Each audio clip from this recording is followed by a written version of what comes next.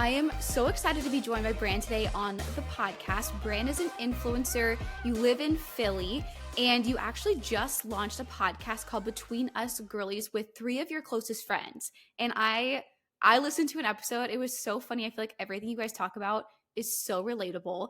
How has it been starting the podcast? Oh my gosh, well, thank you. The podcast has been in the works for so long. I've been waiting to start it. I just felt like for a while I had to convince myself that it was a good idea because podcasts are so like saturated. And I was like, how can I like break into this space in a way that feels like me, but also feels like something different?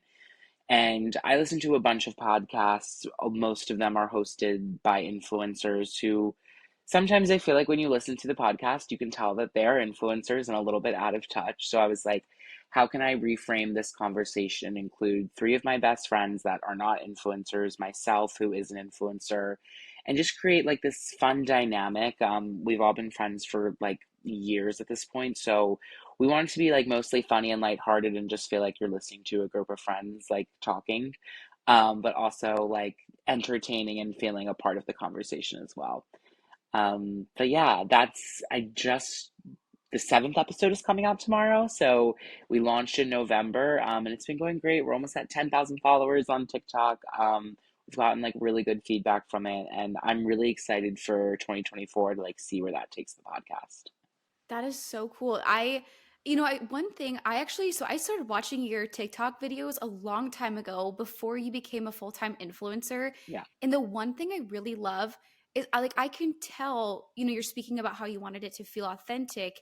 And I can tell that everything you do and even just the way you live your life, it's very authentic. You seem like a really grounded person. Thank And I'm you. kind of curious how have you, yeah, it's a breath of fresh air because I feel like influencing has become such a big thing, and Yeah. you might start watching somebody and it's really easy to let all of, I'm sure, everything kind of start to like cloud judgment, or you see people even stop hanging out with people you used to see in their videos. And I just feel like you've never done that. So how have you stayed so grounded? Yeah, I think it definitely, to your point, that definitely does happen where the success and the following and the different opportunities, it does to a certain extent change your life. But you can keep that sense of normalcy and stay grounded if you really work at it.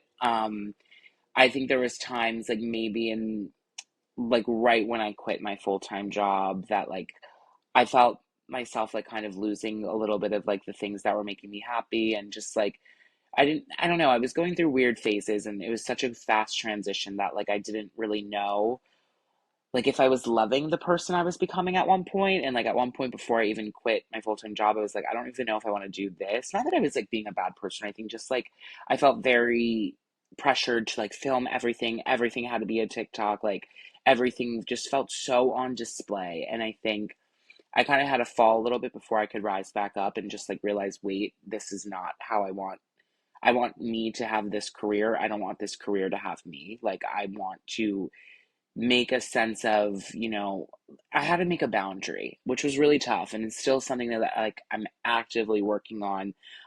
Because the interesting part with this job that was so different from any 9 to 5 was like, I would have my 9 to 5 job and then I would have my personal life. But when you do influencing in the way that I do it, my personal life is my job. Like I talk about every single thing about my life.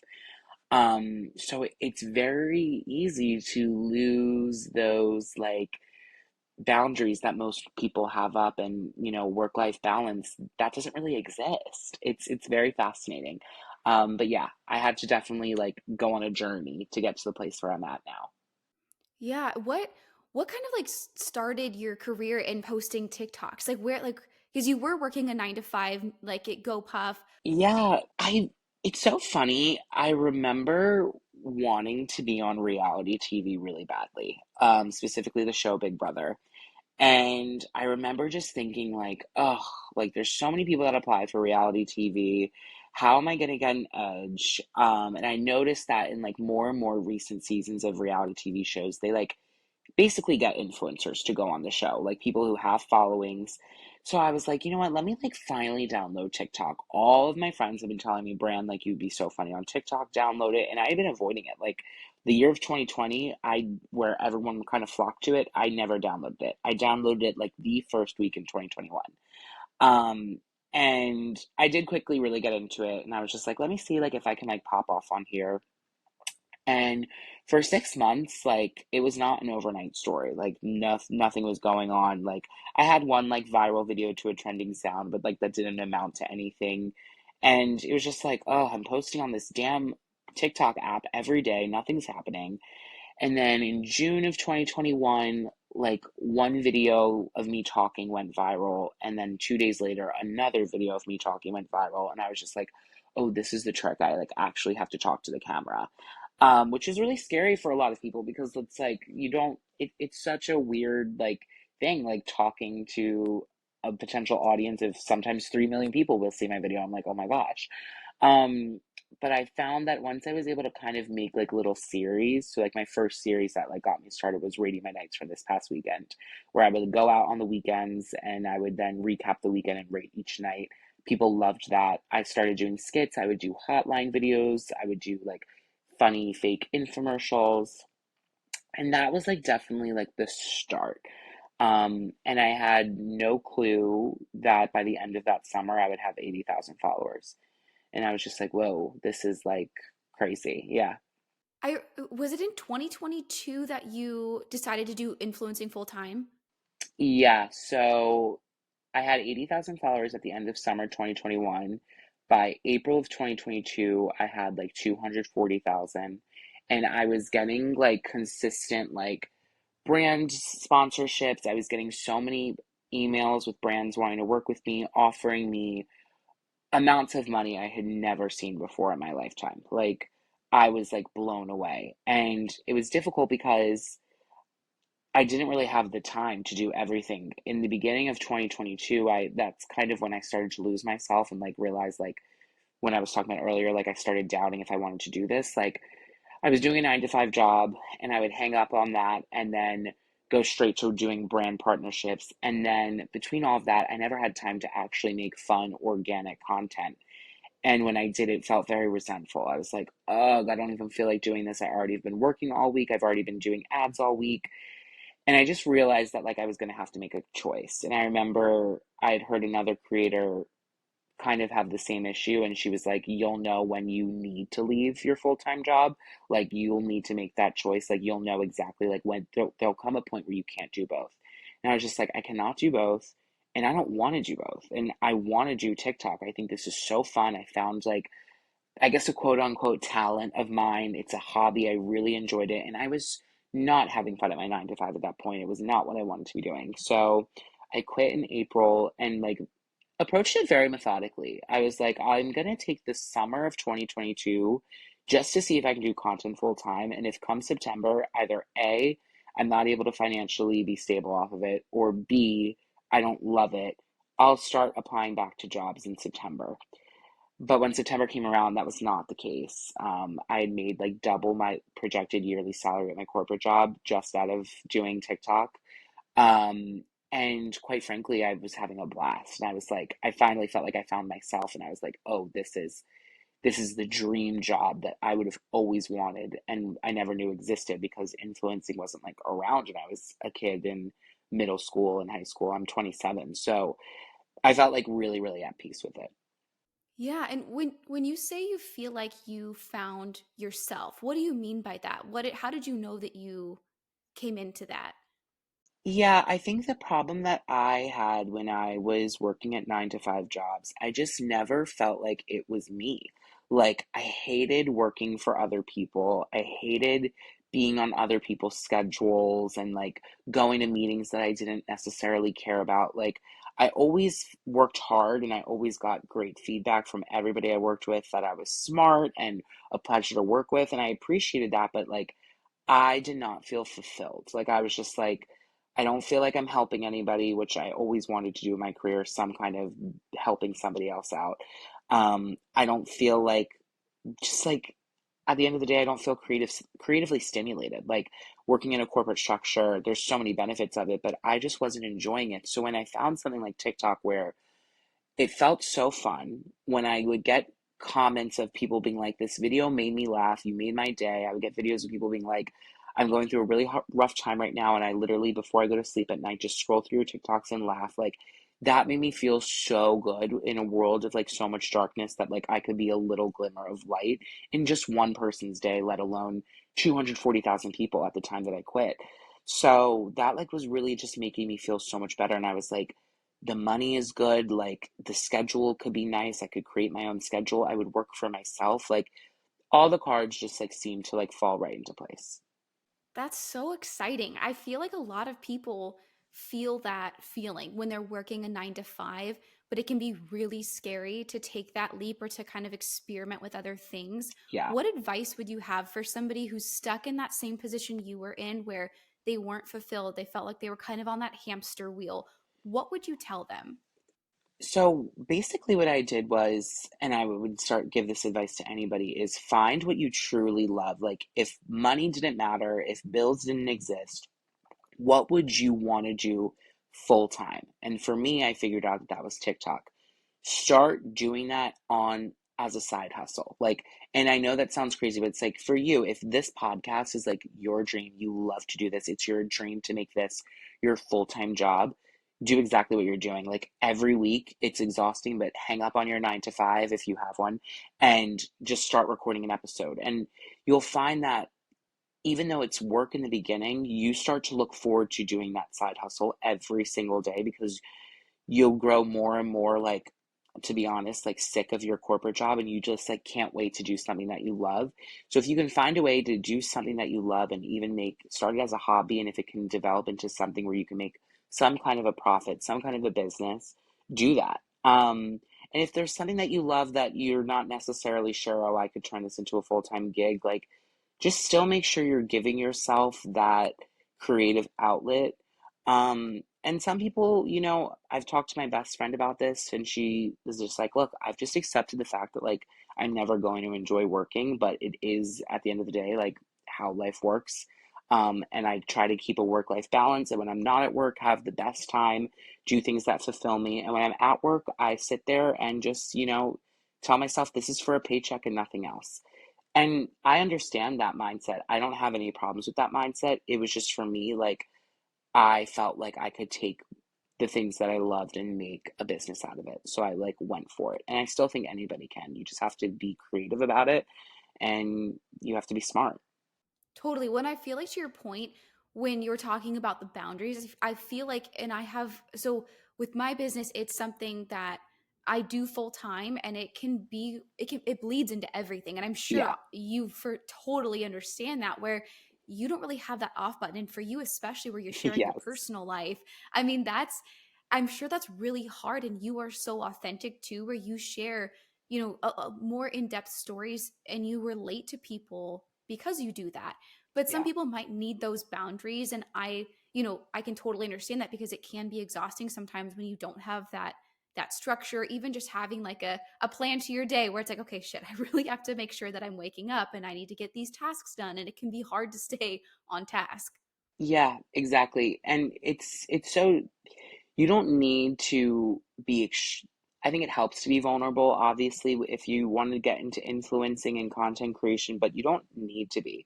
There's so many beauty influencers, fashion creators that focus on one thing that they really love, makeup, clothes. It's something that they're good at, putting together an outfit, doing a great face full of makeup.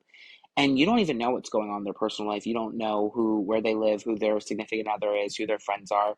They just are really good at making videos about what they love, and that's a boundary. But for me, I didn't really have anything like that. Like, I didn't have a talent. I wasn't like super good at anything, like, except for honestly, I feel like talking and relating to people. So, in order to really achieve that, I had to build an authentic relationship with my audience and tell them things that some people might not be comfortable telling their friends, let alone the whole world of the internet. So I know for me with posting content to women for just safety, self-defense, like being independent, psychology stuff, I even still get pushback and hate. And I can only imagine for you with being so authentic and open that opens this other dimension of that hate. What has that been like for you dealing with the internet in that way? Yeah, it's interesting. First, you learn what your push points are. Like there's certain things that won't affect me as much as something else. So, for example, I thought when I first started, I would get really bothered by comments about my physical appearance, and I'm not going to say that I don't, but I would rather someone comment under my video and be like, he's ugly, than comment under my video and say something hurtful about my personality, that I don't find true. Like he wants attention or something like that. Like when it comes for your character, for me, that hurts more. So one, it's figuring out what are the trigger words for you that really upset you and stick with you. And then the second part for me was, okay, how can I mitigate the damages from that? So one thing I learned last year was the comment filter. So I put in any words that I don't ever want to see in my TikTok comments filter, and anybody who comments them, the comment does not appear on my page. I do not see them. Um, that was really, really helpful. I will say, in general, most of my hate comments, I feel come on videos where a brand is pushing them. So when I do an ad for a brand, a lot of times they'll put paid money behind it, so it comes up as a sponsored post every 5 seconds when you're scrolling. So then that does not reach my target demographic and the community that I've built. It reaches a whole other, what we call the bad side of TikTok, where people that wouldn't ever follow me are then commenting mean things, and that's really hard. I don't read any online type of posts. I don't read Reddit. I really don't read Instagram comments because a lot of times they come, so there's so many of them when I get a viral reel. I just don't even bother. I'm really good at reading and replying to TikTok because that's my baby, that's my platform, that's where I started. But I think my TikTok community, most of my videos go viral within my target audience, and it's people that usually don't have anything horrible to say. But yeah, I mean, managing hate is really difficult. I think it starts when you see so many things about yourself. It's almost impossible to not start to believe them. And that's the tricky thing with imposter syndrome. It's if I read the same comment over and over again, let's say someone's like, Brand's a tryhard, he's a tryhard, he's a pick me, a pick me. If I continue to read that over and over again, I might know in my heart deep down it's not true, but it's perception is reality. If people are perceiving me this way, then it's true. And then it just starts eating at you. So yeah, it's definitely difficult. If I get 100 comments and 99 are positive and one is negative, I do find myself stressing over the one negative comment. But it comes with the territory. People, it isn't something that there's a cure for. People leave this industry because of it. There are people who are like, I can't handle this anymore and I'm out. I haven't reached that point yet, and I hope I never reach that point. But some days are harder than others for sure. Oh, I bet. It's funny. I've told people before. There's this comment that just sticks out in my head because it was just funny. Like somebody was like, "Your eyes look like you're 15, and your forehead looks like you're 50." And Jesus. to me, those kinds of comments are just kind of to your point. They don't they don't hit as close to home. It's like whatever. I know Mm-hmm. what I look like, but I think it is really interesting to your point where if somebody comments on my intention behind a post or they comment on, like you said, something about your character, those are the things that are so important that you safeguard. And Right. it almost, you're like, no, I'm so misunderstood. I always have that inclination to go into the comments and correct those things, which Mm-hmm. it's just, you're fighting a battle you're never going to win. So it is a really hard world. And how have you, do you think, built up confidence? What have you done to be able to help filter some of those out, especially those comments that are hitting at your character? Yeah, well, I think most of the time those comments come on an already viral video where, like I said, there's usually 99 other positive comments. And I just kind Hmm. of remember these are the people that I'm making these videos for. These are the people that are believing in me, supporting in me. Why would I let the one person who doesn't like it control like what I'm doing when I could just block them. And that's kind of what I've started doing. I got really friendly with the block comment, like with the block feature. Like, even if Hmm. it's not necessarily a mean comment, but if it's just a comment that irks me, like just annoys me, I'm just like, block.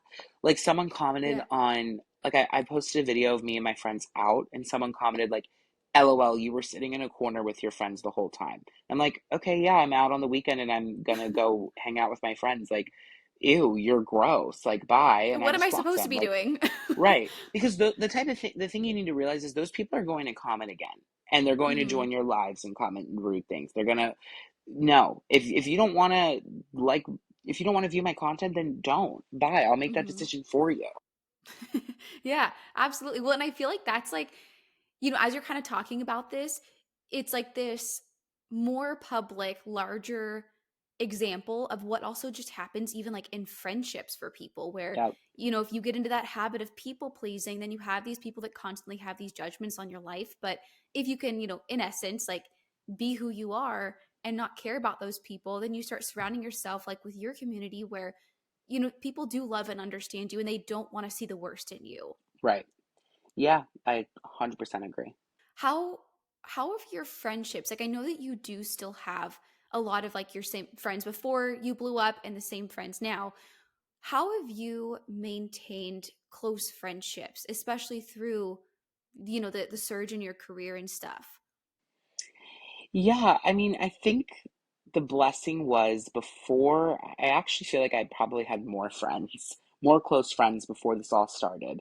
I was very privileged in the sense that I went to college in the same area that I went to high school and moved to Philadelphia, which is like the city that a lot of people who went to both my high school and my college would move to after school.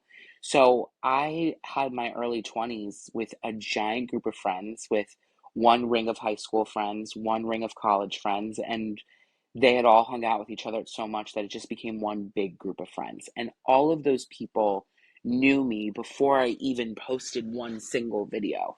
So I started like getting a following at 25.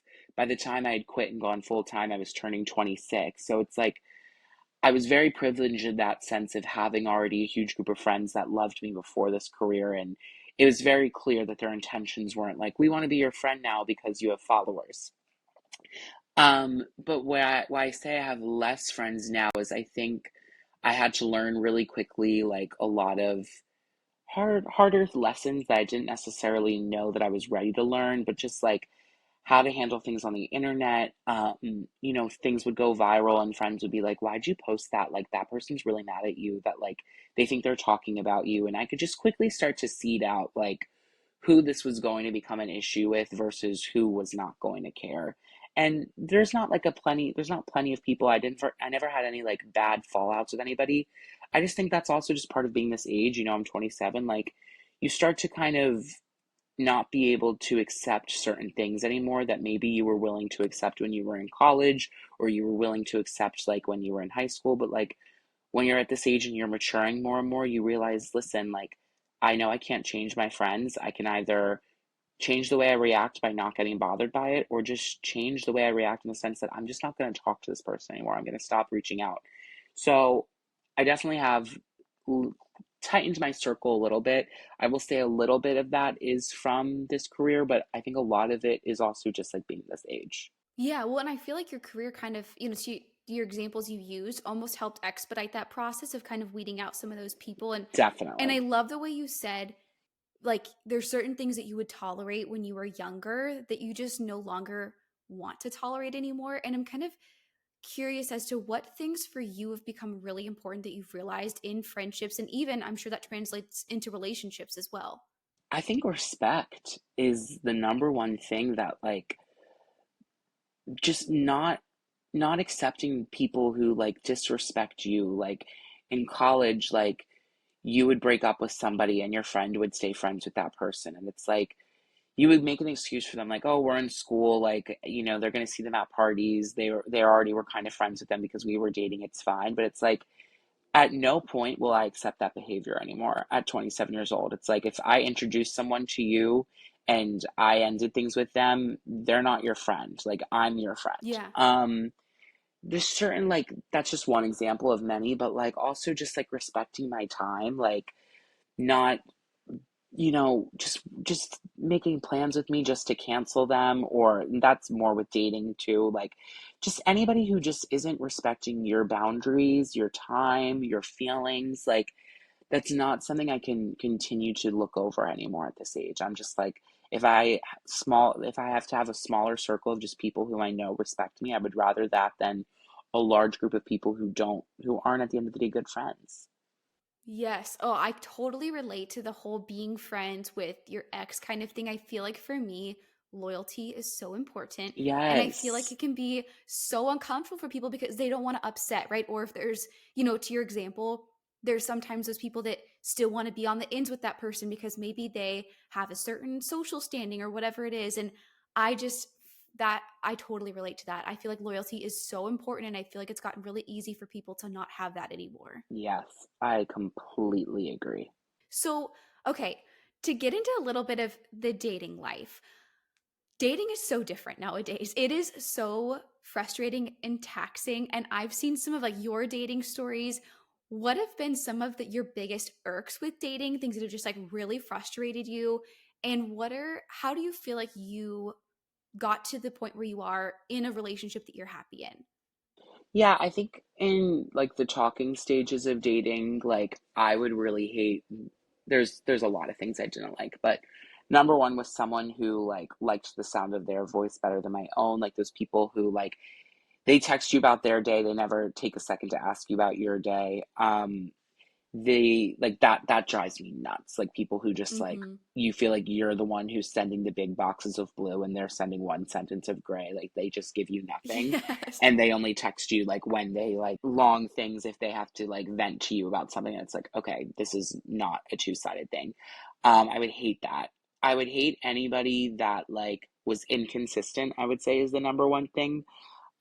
Just someone who, maybe they start really strong and then they like weirdly like stop texting you as much, or it's the opposite where like they don't seem that into it and then like out of nowhere they're like blowing your phone up one day, and then obviously gaslighters, like people who like when you would address issues between like, oh, I feel like you're inconsistent, then they would be like, no, I think you're just like reading into this too deeply, and like people, anyone who like never made like invalidated your feelings over and over again, like that is not the person for you. Like you want to be with someone who's gonna hear you out, listen to you, and respond in a mature manner rather than like it's not that deep, or no, you're making this like you're blowing this out of proportion. Like I hate that stuff.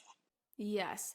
No, and it's so frustrating too because you're trying a lot of times you're trying to like set a boundary or establish like a level of respect, and when they come at you like that it's like okay, but then it's so hard to kind of move on from maybe Yeah. that situationship because I think sometimes I know for me when I would be caught in situationships I almost crave that person's validation even more because I'm like, well, no, hear me out, and like Yeah. and I want to make it work. Like what do you think has saved you from certain like situationships, Hmm. or maybe it was, a level of confidence or discovering different boundaries? Like how did you kind of navigate that? Well, I wish I had a less toxic answer, but I think every person has a breaking point.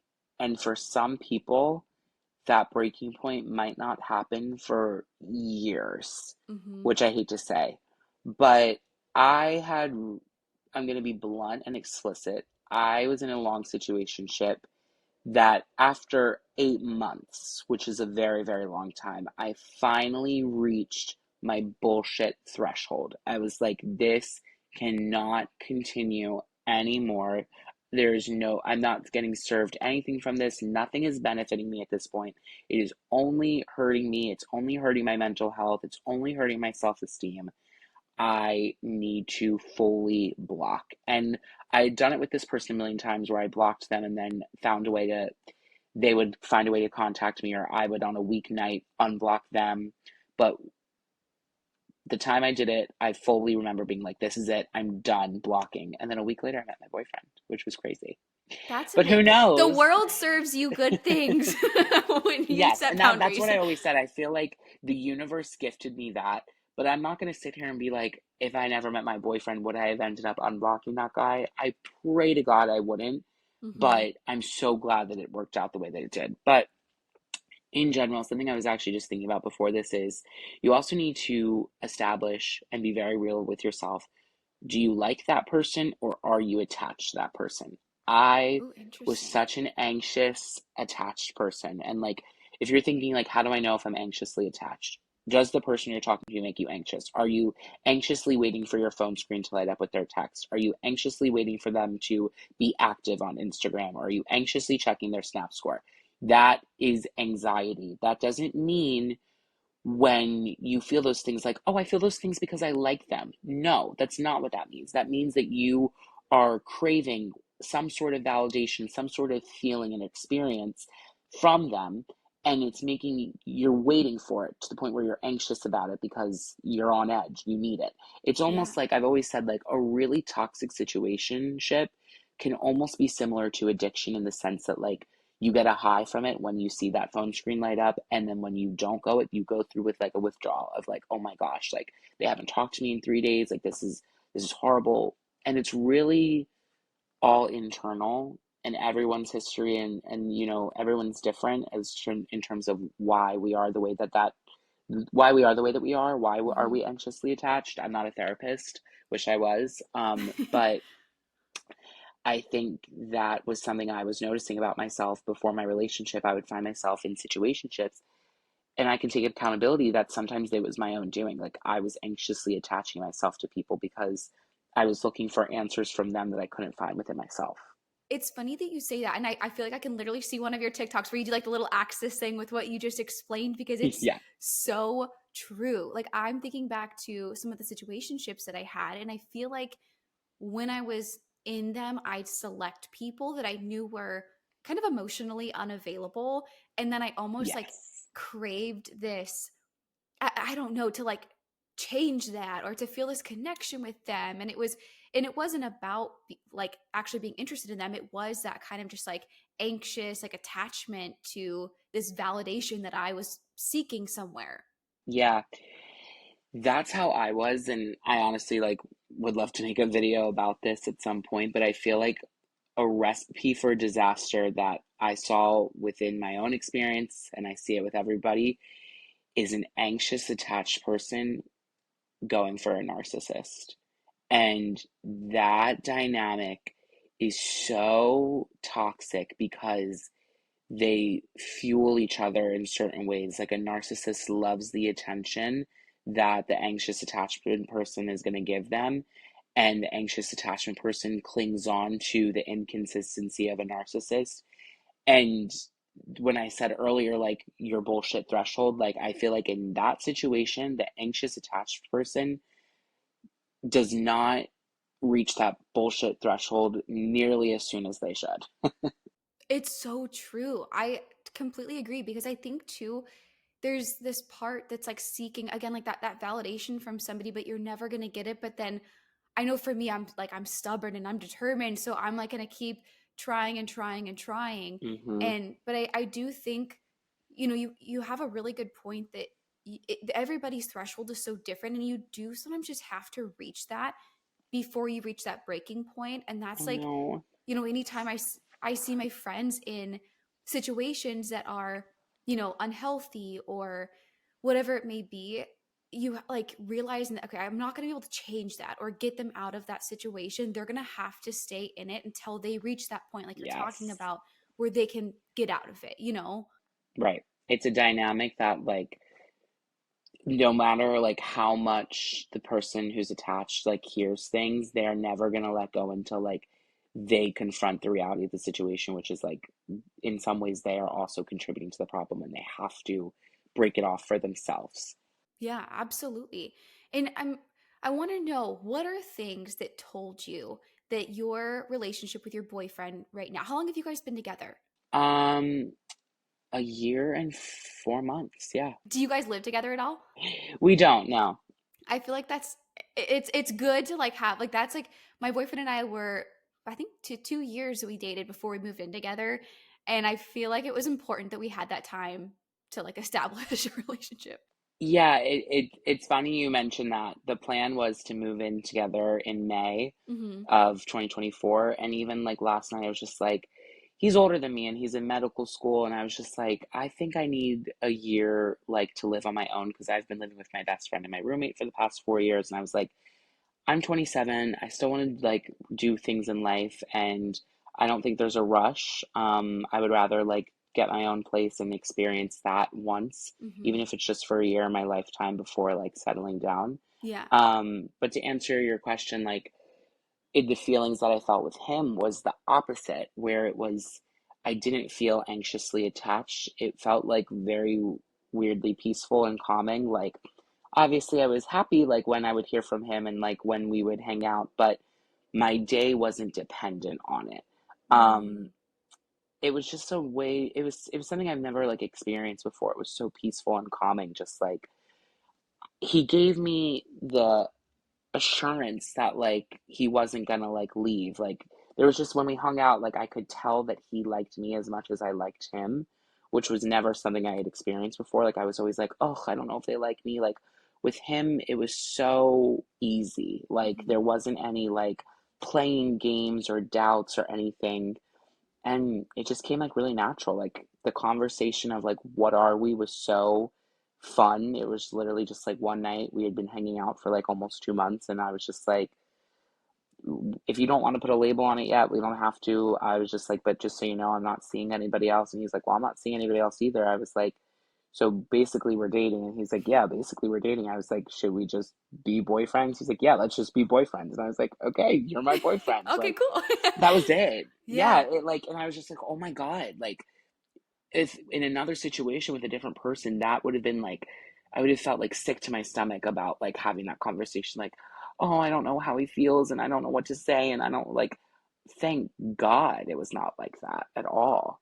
Yeah. Well, it's crazy how when you get into a relationship and it happens where you know that they're actually interested, you're not anxious about, like you said, are they going to text me? Are they going to bail on plans? Are they talking to other people?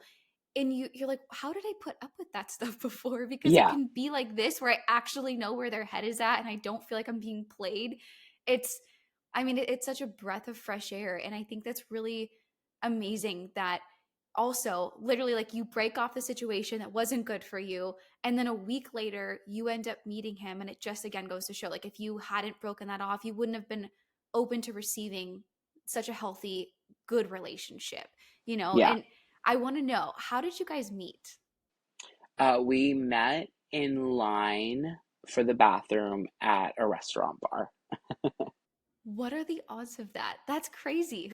Yeah. And it was actually, he struck up conversation with me. And it was really funny because I wasn't on a date with another guy, but I had met another guy there, who I just like was like, I met him off Grinder, and I was like, oh, come to this restaurant, and like me and him were like talking, whatever. And then I wasn't like feeling him that hard, so I went to the bathroom at some point, and then my boyfriend was behind me, and it was taking a really long time, so we just started like conversating, and yeah, the rest is history.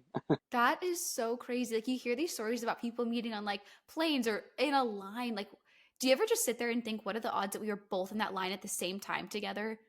Yes, and I always think about the fact that like what if I didn't go out that night? Like my friends and I, we all went to some event before, and I was like, I'm gonna go to one more bar, and two of my friends came with me, a few of them left, and then even at that point, I ended up staying longer than all of my friends. I'm like, what if I had just been like called it a night early and never met him? Like it's just crazy to think about like the position that the universe puts you in at the specific times. Yeah, no, absolutely.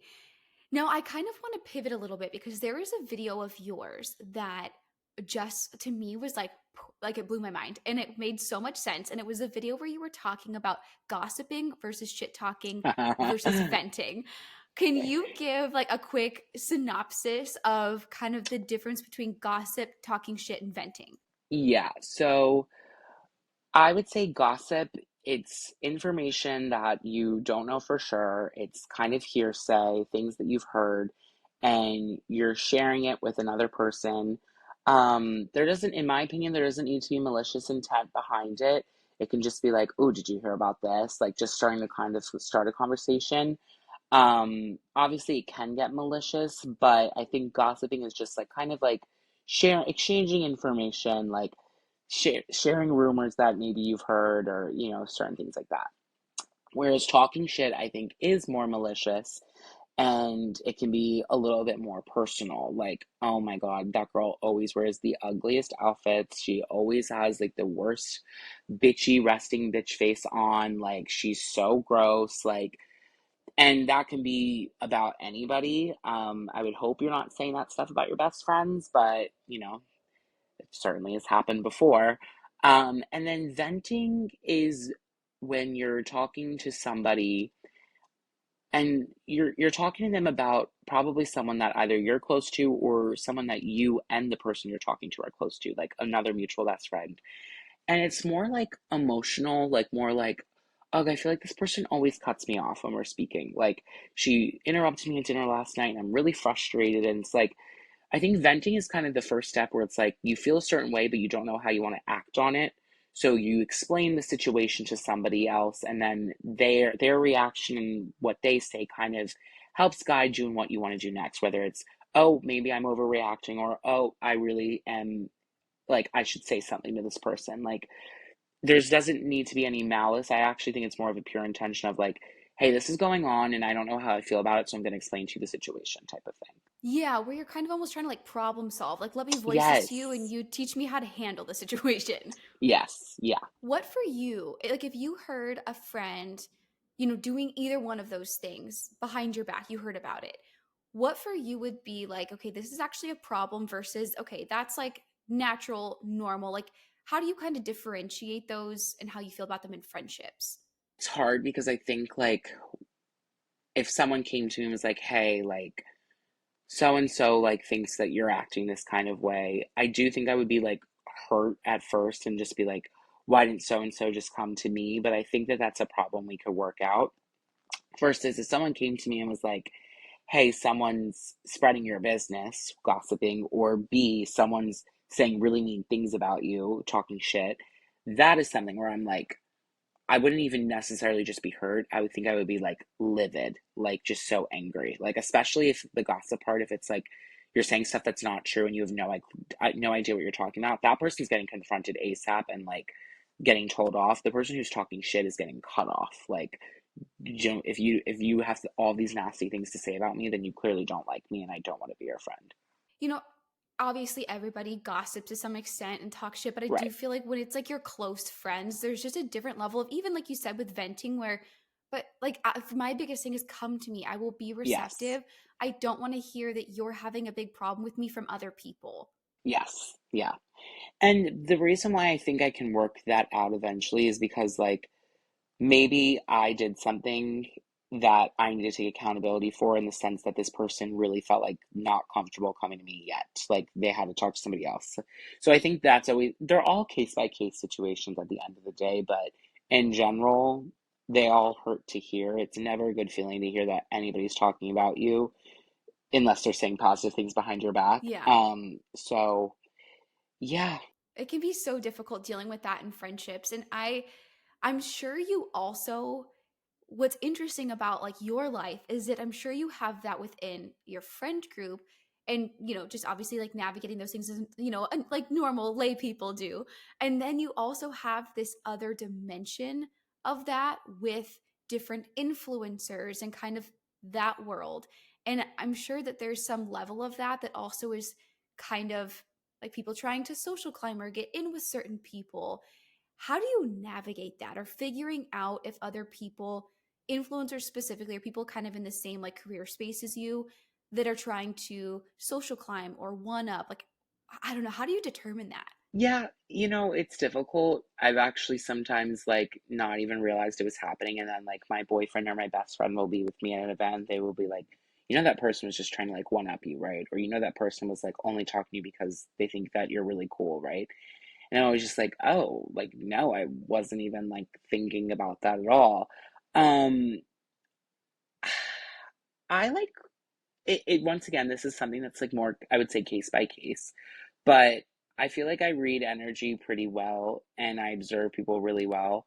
And I just put up a boundary that might not necessarily be like loud and clear. Like it doesn't need to be a hey, stay away from me. It can just be like, oh, this person I don't really get the vibe that they actually want to be my friend for me. So I'm gonna be nice. I'm gonna give them a hug and a smile. And to me that's not being fake, it's just being polite. And I'll listen to them, but I'm not gonna share anything with them. I don't necessarily trust them and I don't necessarily feel the need to be close to them. So I'm just gonna set that boundary with them. And then other people who maybe I feel like I don't know, who are a little bit more malicious, I might just try to avoid. At just like once again, give them a wave, but not even like try to stop and have a conversation with. Um, I think that exists in everywhere, like not just influencers, like even in 9 to 5 jobs or other settings, you know, you're gonna run into people who like one up and whatever. And I'm a very much like in that regard, let them go on an ego trip.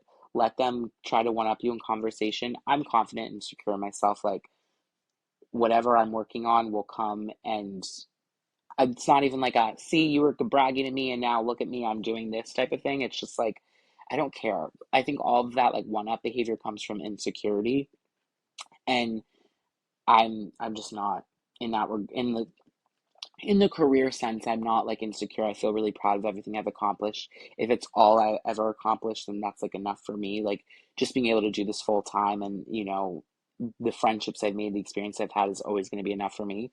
Do I have goals and do I want to continue to grow? Absolutely. But I'm not gonna, you know, one up somebody at a party. Like that's just not who I am. Yeah, well, and it's funny because I think you're so right with it. A lot of times it does come from insecurity, and sometimes it's hard because like I've had people in my life where they are kind of like that one uppy person, but they're also some of, like you said, because of those insecurities, sometimes they're some of the most like receptive, like or perceptive people where they can like sense energies, and sometimes it's I feel like they almost kind of like lose touch with reality when they're doing it because they're insecure, if that makes sense. Oh, 100%. Yeah. Insecurity like can really take over in ways that like even if, when it's happening to you, you don't realize like, oh wow, I was doing that because I was insecure. Like sometimes that's something you need to like look back and be like, oh wow, like that's definitely why I was acting like that. Yeah, totally. Well, I love your perspective. I love your videos. I think that you Cute. it's really cool because like you're fun and sassy and have such like fun hot takes about stuff, but then you also really are such a down to earth person, and like the advice that you give, just the way you approach life and friendship and relationships, I think it's really interesting to listen to. Like I just think you're a fascinating human. Oh, And we thank have you. some people, of course, that submitted some situations. So I grabbed a couple of them that I want to get your take on so you can give them some advice to navigate them. Let's do it. Beautiful. Okay, first one, which I feel like actually fits in perfect with what we were just talking about. But she says, if someone is talking shit about one of your friends, but low key maybe saying something that's kind of true, how do you determine whether or not it's okay to chime in, or do I stand up for my friend? Oh, that is so tough. I think it's really ugh, it really depends on the situation. Like, is this person friends with your friends? Like, are the three of you all good friends? That definitely makes an impact. Versus if someone who like doesn't know my friend is saying stuff, even if it might be true, I'm putting them in their place and like being like, I don't know why you're talking to me about this. That's my best friend. If you have these feelings, talk to anybody else but me about it. Like, no, know your role. But is it, it goes back, is it talking shit or is it venting? If we're going with our original definition of talking shit, they're saying mean things, even if the mean things are true, I might reply and be like, hey, I hear where you're coming from. I've noticed that too, but I don't think like it's appropriate. Like, I feel guilty kind of going into this further. Like, I don't really want to talk about it anymore. And then see their reaction if they like start like getting like, oh, come on, like blah blah blah, like that's a red flag. Versus if they're like, no, totally understand, I'm done speaking about it. I just needed to get this off my chest. That's how I would handle a situation. I wouldn't necessarily go run and tell the person that they're talking about, because clearly whatever they're saying has some validity to it. But I would definitely make a mental note, like, didn't love all of that. and I hope that that person isn't saying similar things about me. So put a guard up. Not a full boundary, but a guard up. I like that because I think that's such a layer we don't think about sometimes that, and maybe we might know it on surface level, but truly, like, if people are going around sharing other people's business or talking shit about them, especially if they've never gone to that person to explain or talk about whatever they're they're venting about, they could very well be doing that about you, and they probably are. One of my close guy friends just told me he likes me more than a friend. I absolutely love him. He's a great person. We're really open with each other. And I know that we align on most things we want in the future, but I've just never thought of him like that. So I don't know if I totally find him attractive, but I think we would be really good together and feel like if I don't give this a shot, it'll be awkward and I might regret it. But if I do and it doesn't work out, I may never have him in my life again. Is that enough of a reason not to try it? Do I turn it down and save our friendship? SOS. Well, I will say, like, in the beginning, I do think it's okay to feel uncertain when, like, potentially pursuing something. Like, I do agree to a certain extent if you know that you know, but like, you don't necessarily need to know right away. It might take you a few dates to have that if you know moment. I think there needs to be like a conversation and just be like, listen, I love you as a friend. To be quite honest, I've never thought of you as anything more, but I don't know if that is something like I'm not friend zoning you. Like, I'm not sure. I could be open to something more. I've just never really thought about it, so I'm taking it back. I'm having this dilemma because part of me feels like maybe we could be good together, but part of me also feels like if we're not, I don't want to lose the friendship. So I want to pose the question back to you.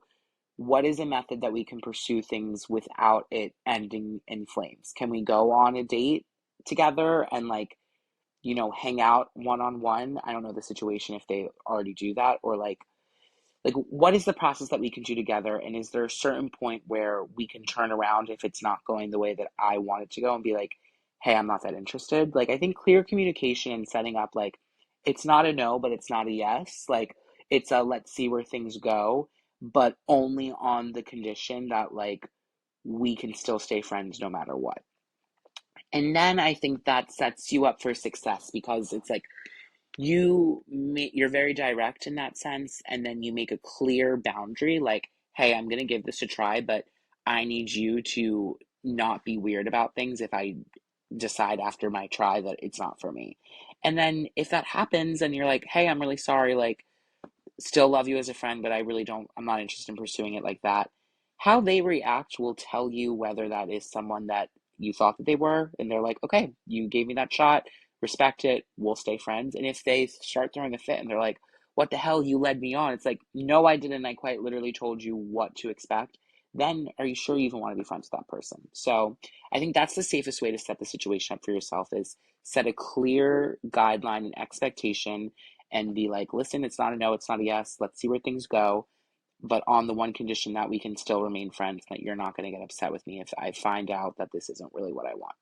Yeah, and I feel like a lot of times with different situations, we think it has to be so black or white, Right, when in reality, there can be a slower, more gray area of an answer. So I like that where I've set the expectations from the beginning. So yeah, if something does not go the way we both would love for it to go, I do have that to kind of back up that, like, okay, well, I still do want to have this friendship, and it's setting the expectation.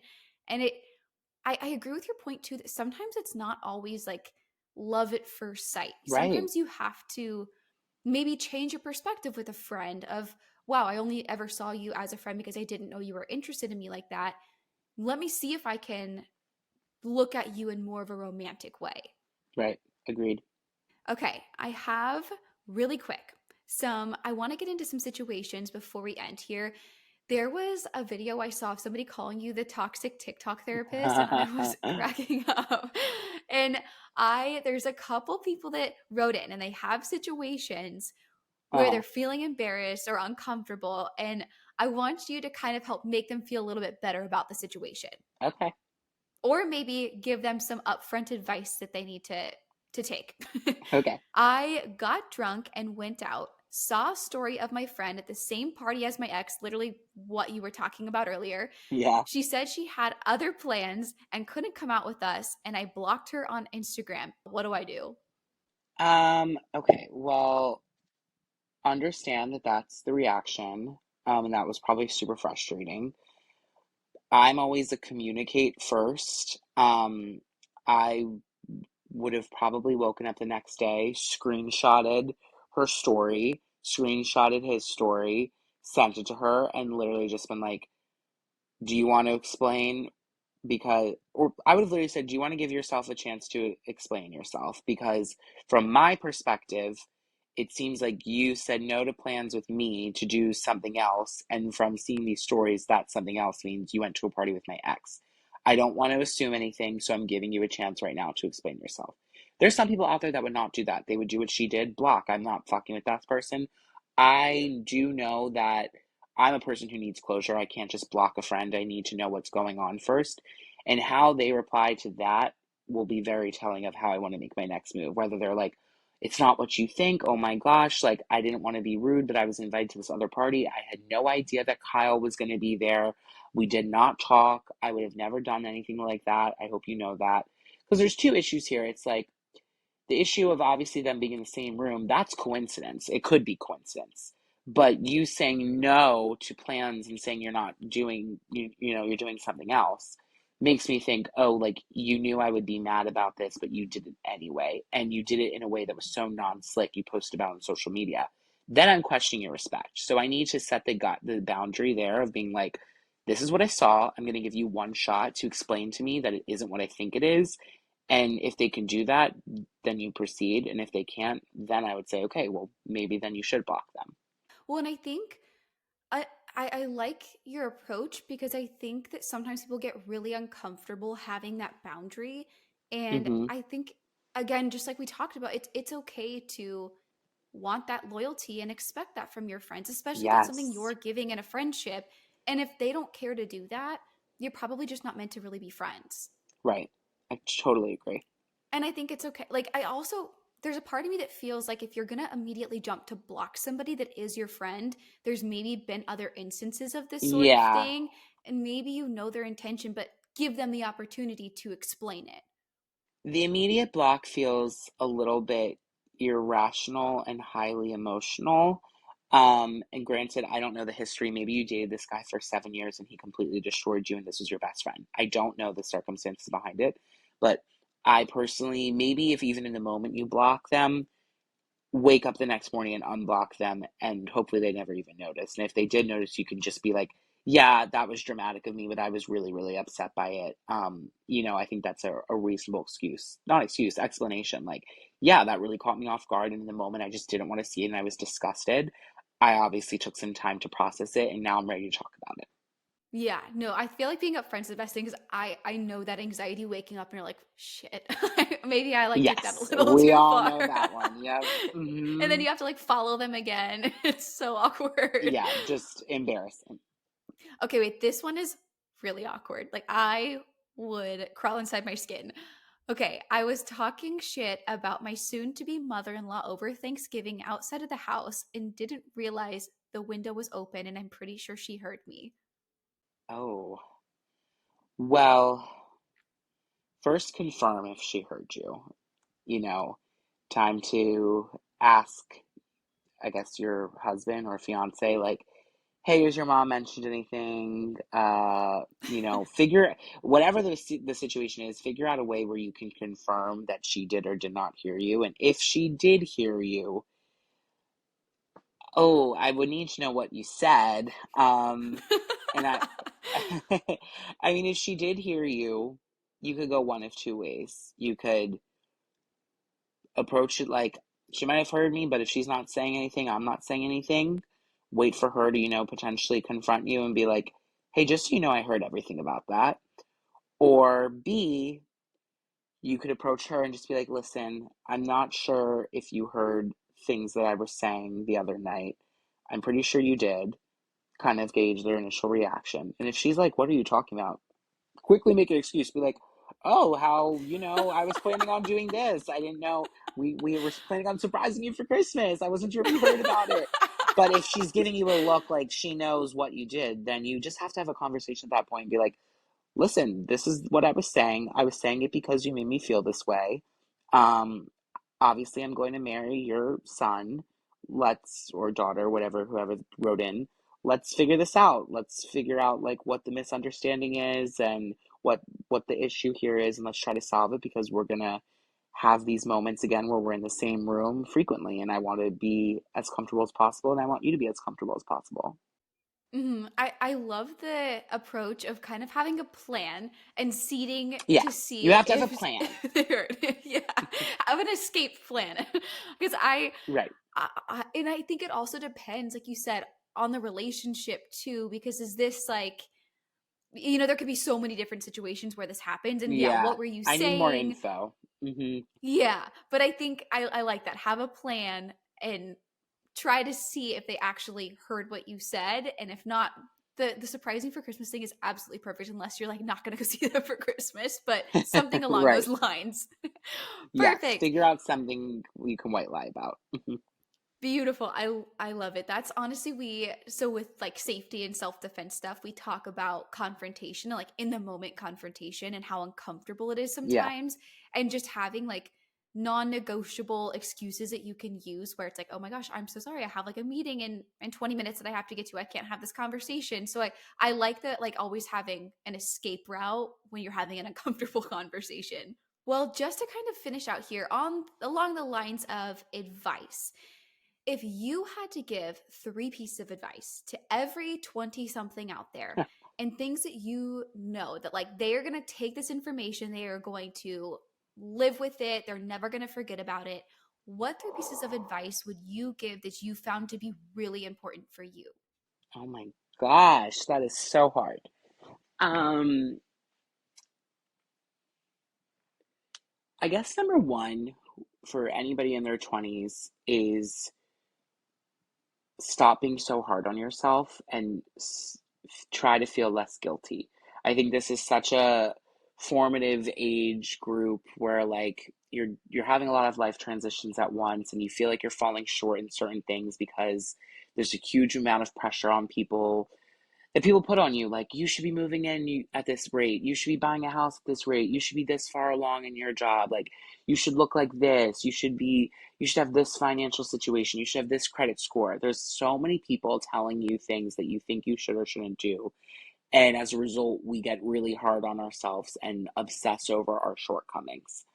um, Take a step back and think about how, instead of obsessing over your shortcomings, obsess over your progress and be like, whoa, look at all of this stuff I've accomplished. Look at where I'm at right now. And don't look at your shortcomings as shortcomings. Look at them as opportunities to grow. Um, and stop feeling so guilty about little things that at the end of the day, in the grand scheme of things, they're not going to matter. Um, so that would be my first piece of advice. My second piece of advice would be honestly just over like have fun. Like I guess a different way of putting it is like 20 being in your 20s you are young, and we are told from a lot of society perspectives that like once you hit a certain age in your 20s, let's say 25, you're now old. Like, oh, you're old now, like you're not in college anymore, you don't look like how you did in college anymore, you're not having as much fun as you were. Like, no, you are so, so young. You don't need to go and, move in with your boyfriend right away. You don't need to go and buy a house in the suburbs. And you don't need to, do all of these certain things that, once again, kind of similar to my first piece, that people might be putting pressure on you to do. You're young, figure out what you love, and it's okay to be selfish. And, spend some time on yourself and spend some things doing things for you, especially if you're someone that eventually you want a family with kids. There's going to be so many parts of your second half of life where you're dedicated, all of your time to somebody else, whether it's your partner, your children. Don't be afraid to dedicate time to yourself in your 20s and figure out like whether that's I'm going to move to another city for a year, or I'm going to go do this for a year and explore, like do things that make sense for you in this time because you're only going to be in your 20s once. Um and I would say my third piece of advice would just honestly be protect your peace. figure out how we were talking about earlier. Just because you accepted someone's behavior at 21 does not mean you need to accept someone's behavior at 27. Figure out what your non negotiables are and who you want to move into your 30s with, who you want to be surrounded by as you grow as an adult.